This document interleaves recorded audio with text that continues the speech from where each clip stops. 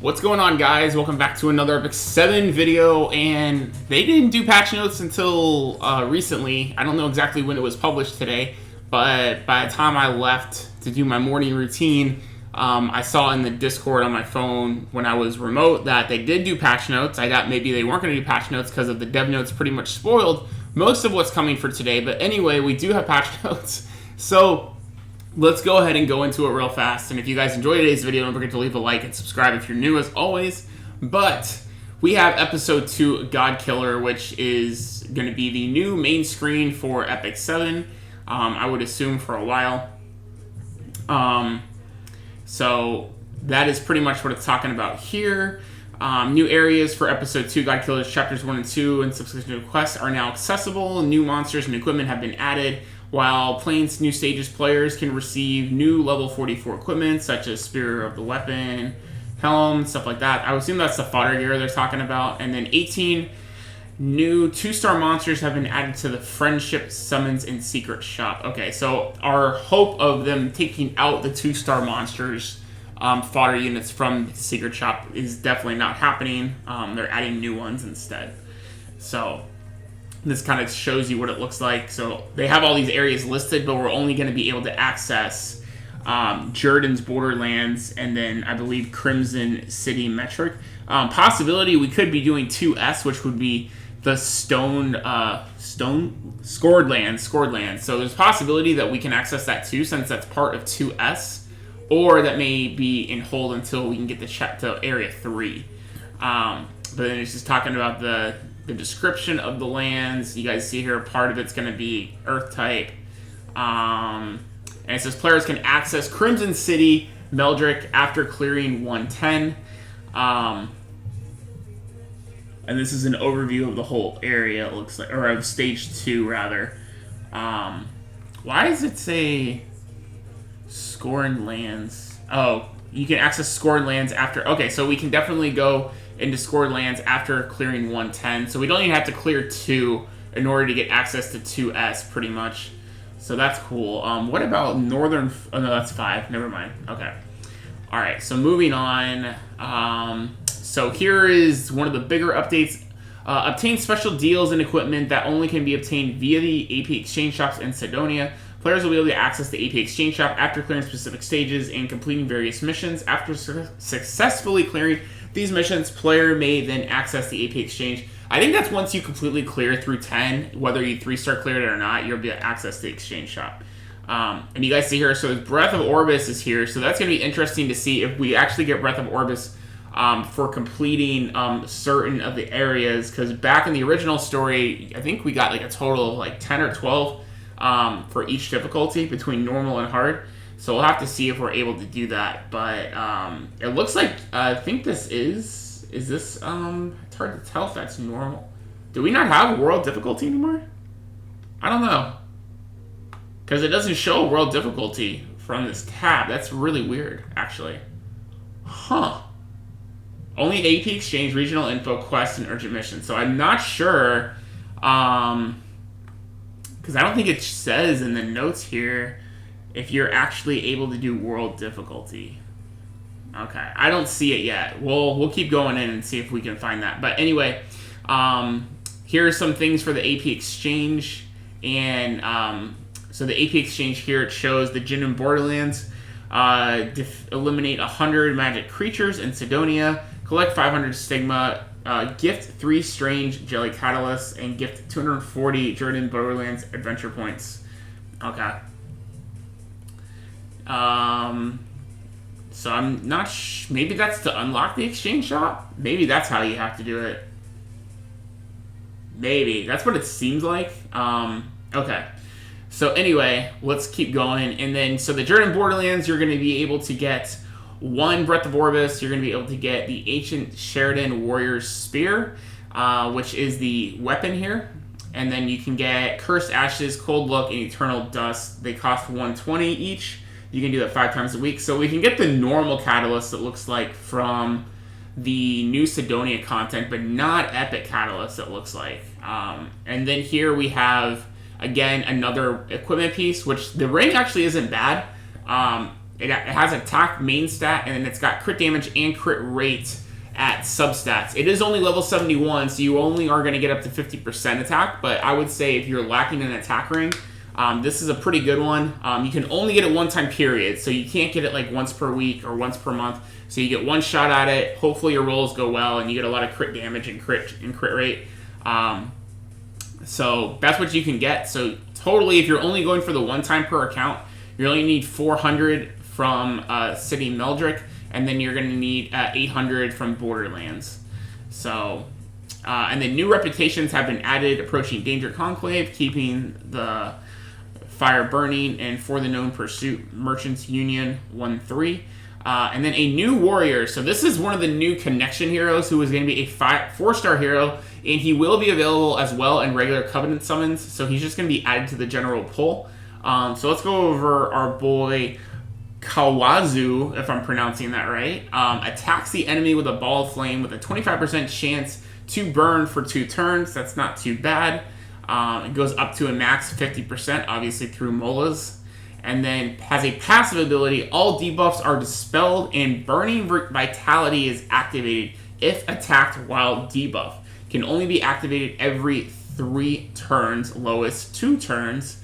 And then Burning Vitality increases the attack of the caster for 2 turns. So that's pretty neat. He completely cleanses all debuffs, and he increases his own attack. That's a pretty cool utility. I'm actually pretty happy with that kind of ability. Built-in cleansing is pretty awesome. So you can definitely use them on a lot of content, for PvE especially.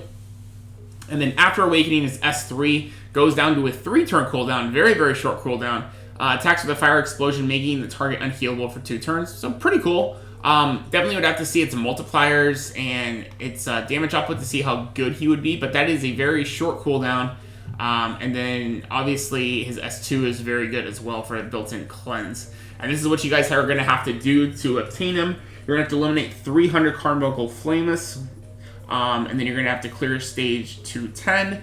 Gift 10 Proof of Courages. Alright, so you probably are going to want to save your courages. Unlike me, he always just donates them. And then you're going to have to give 400 adventure points from Meldrick.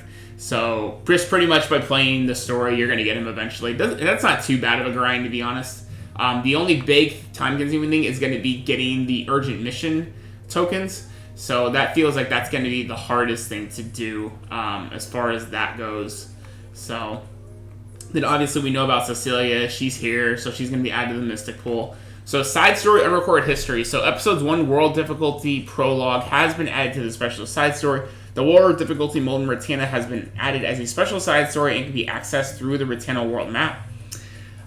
Players who can access unrecorded history after clearing 10-10 in each turn of main story normal difficulty.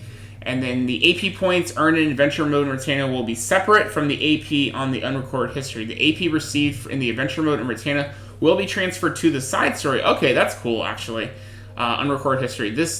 After this transfer, the AP displayed in adventure mode in Ratana will be reset to 0. Okay, so we're not going to straight up lose them. They're going to get transferred to the side story. That's actually pretty cool. So we're not just going to be completely screwed. And we'll have to see what that exchange... I don't think they tells you. No, they don't actually tell us what the side story exchange is. So we'll have to see. I would assume it would be something similar to what it was before, and they're just transferring it over to a side story exchange. So here, though, we're going to get rewards. It looks like we're going to get 1 of each Epic Catalyst for doing all these reputations. It appears you only get 1, unfortunately. It'd be nice if they gave us like 10, so it'd be enough to 6-star awaken each of those Catalyst needed heroes. But, it's a free one, and then hopefully we still are going to be able to get AP points within the side story of the Ratana world to still get Epic Catalysts when we need them.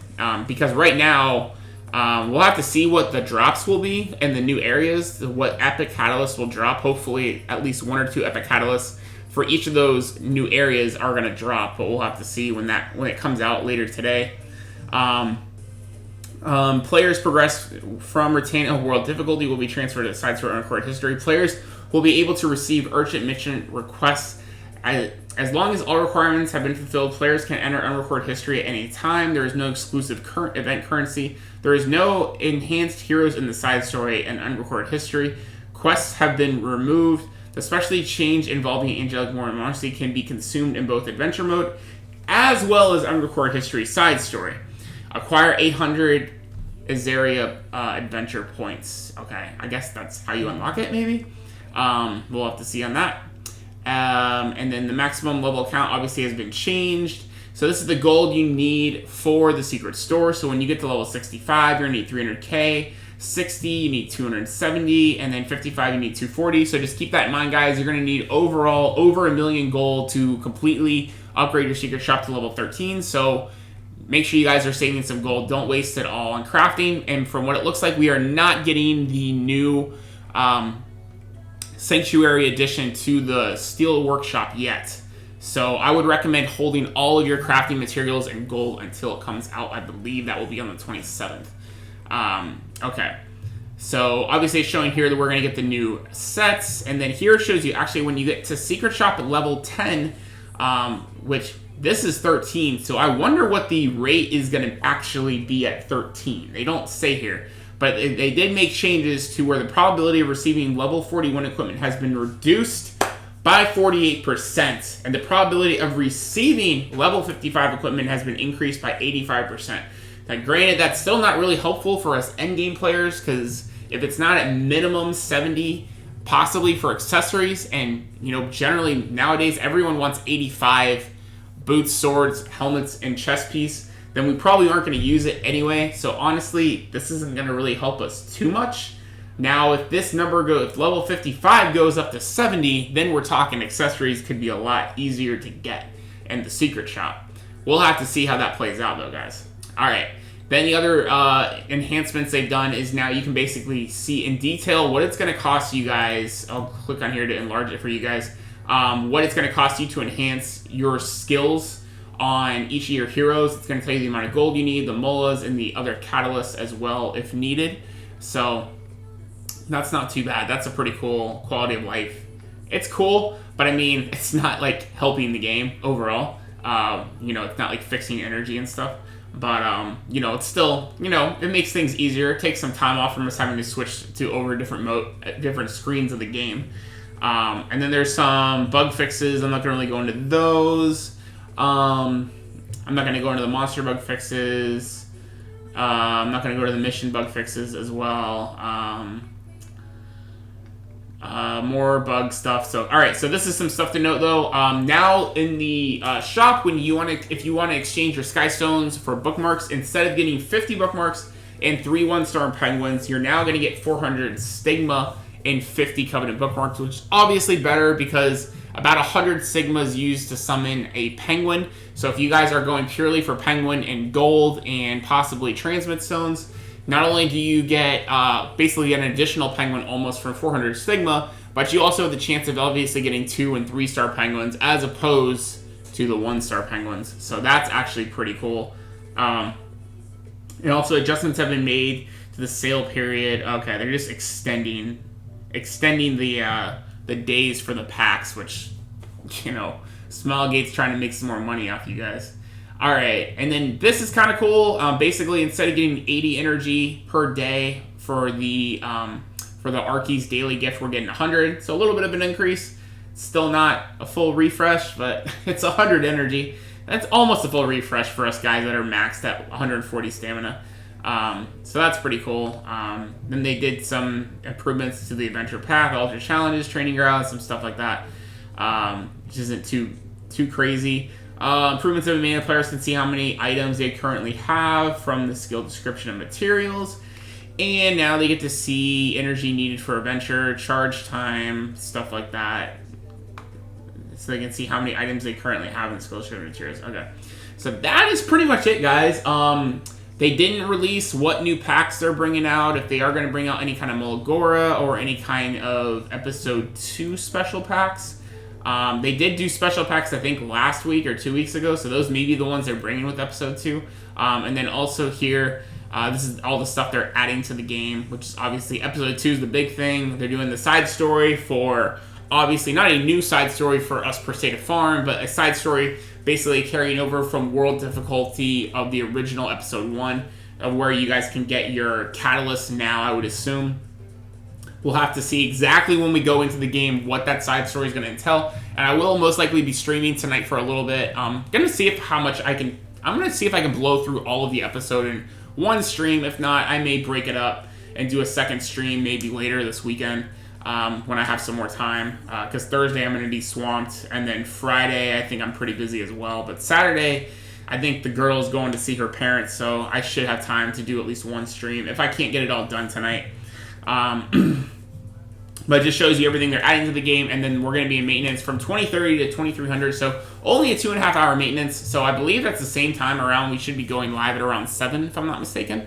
That is, because we're 4 hours behind, that is 11 o'clock, so yes, 7 o'clock. 7 p.m. EST is when the maintenance should be over, so we'll be starting the maintenance at 3:30, it looks like. So, okay, guys. So that is pretty much the whole patch notes. It still wasn't, at least they're showing us what is actually getting added today, and then what is going to be added, hopefully by June 27th. Unfortunately, we were all hoping for the Steel Workshop to be added in this update, but it looks like it will be the following update.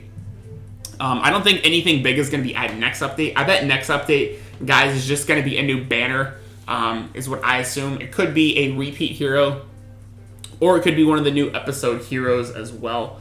But anyway, guys, let me know what you guys think of the patch notes, as always, in the comment section down below. If you guys did enjoy today's video, as always, leave a like and subscribe as well. Excuse me, guys. If you guys are new, let me know what you guys think of upcoming with episode 2. Are you guys excited? Are you guys going to be farming that hard tonight, or are you guys going to be taking your time and doing it piece by piece? I know some people still haven't, or veteran players haven't even cleared episode 1. I'm just like, wow, really? But I'm interested to see if there is going to be Molagoras, and if we can access world difficulty. If there is a world difficulty for episode 2, they possibly could have just combined it into 1, which is going to suck because that's going to be taking out a lot of rewards from us. But we'll see what we get when we hop into the game later tonight. If you guys are going to be there tonight, definitely hop into my stream and check me out. I'll be there to answer any questions, and we can explore the whole new episode together. Thank you guys so much for checking out the video today, and I'll see you guys tonight on stream. Peace out, guys.